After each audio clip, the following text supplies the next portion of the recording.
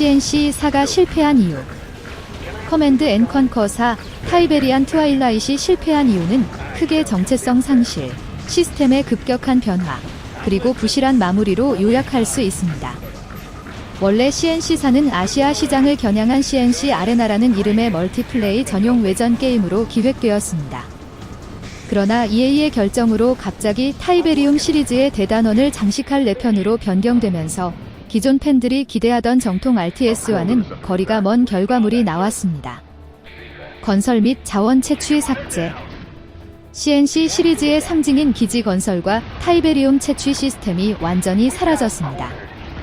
대신 이동식 기지인 크롤러를 이용한 점령전 방식이 도입되었는데 이는 정통 RTS 팬들에게 큰 배신감을 안겼습니다. 건물을 짓는 재미가 사라지고 유닛 생산도 제한적이라 마치 RTS가 아닌 모바일 게임처럼 변질되었습니다. 타이베리움을 캐는 하베스터가 사라졌습니다. 맵의 거점을 점령하는 방식으로 바뀌면서 전략적인 깊이가 얕아졌습니다. 최악의 언락 시스템. RTS 게임임에도 불구하고 RPG처럼 레벨업 시스템을 도입했습니다.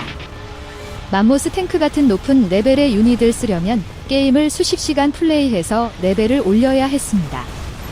처음 시작한 유저는 고레벨 유저의 유닛을 구경만 하다가 패배해야 했죠. 이는 전략적 선택지를 박탈한 최악의 수였습니다. 상시 온라인 접속 요구.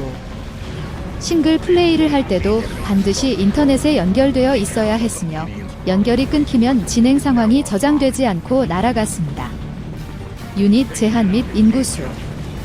유닛 생산에 엄격한 인구수 제한이 생겨 대규모 부대를 운용하던 전작들의 쾌감이 사라졌습니다. 타이베리움 사가의 초라한 마침표. 부실한 스토리와 캠페인. 15년 넘게 이어진 타이베리움 시리즈의 최종장임에도 불구하고 미션 수가 전작의 절반 수준인 각 진영당 7개로 매우 적었습니다. 캠페인이 너무 짧아서 이야기가 결말에 너무 급하게 도달하려는 듯한 느낌을 줍니다. 마침내 결말에 도달했을 때조차 만족스럽지 못하며 랜딩 크레딧이 올라가는 동안 이게 끝이라고 생각하며 씁쓸한 뒷맛을 남깁니다. 캐릭터성 붕괴. 시리즈의 주인공격인 케인, 조 쿠컨분의 연기는 여전히 훌륭했으나 그 외의 스토리 전개와 연출이 조잡하여 팬들을 만족시키지 못했습니다. 결국 CNC4의 실패로 인해 개발사인 EARA가 폐쇄되었고 시리즈 전체의 명맥이 사실상 끊기게 되었습니다. 만약 CNC4가 이전 작품들처럼 제대로 된 기지 건설 시스템이 있었다면 훨씬 좋은 평가를 받았을 겁니다. 심지어 CNC4가 아닌 다른 이름으로 출시했더라면 그나마 괜찮은 반응을 얻었을지도 모릅니다.